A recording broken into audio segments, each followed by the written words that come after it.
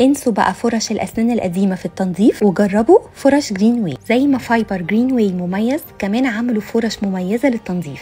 البوكس فيه فرشتين، كل واحدة منهم مميزة. الأولى معمولة بميل شوية علشان تخش تحت أي مكان وتعرف تنظفه حتى لو زاوية. الشعر بتاع الفرش مميز وناشف عشان يستحمل الدعك والتنظيف، مش زي فرش الأسنان يبوظ معاكم على طول. الفرشة التانية أصغر شوية وليها سن من تحت عشان يخش في أي زاوية ينظف معاكم على طول. هنشوف دلوقتي إزاي الفرش قوية وتنظف معانا أماكن صعبة، زي مثلا الكابنت بتاعة الحمام. التناية والزوايا اللي موجودة في الكابينة مع تجمع المية بتعمل أتربة كتير وتحتاج تتنضف كل فترة، وتنظيفها بيبقى صعب جدا. مع صابون غسيل الحمام الإيكو جل أو الإيكو سبراي من جرين واي، رشتين 3 مع فرش هينضفوا معاكوا الأماكن الصعبة اللي في الحمام. الفرش عشان معمولة بزاوية بتخش تحت أي أماكن وتنضف كويس. كمان السن اللي فيها ده نقدر نستخدمه عشان نجمع أي أتربة محشورة جوه. جربوا فرش جرين واي، مش هتستغنوا عنها أبدا في التنظيف.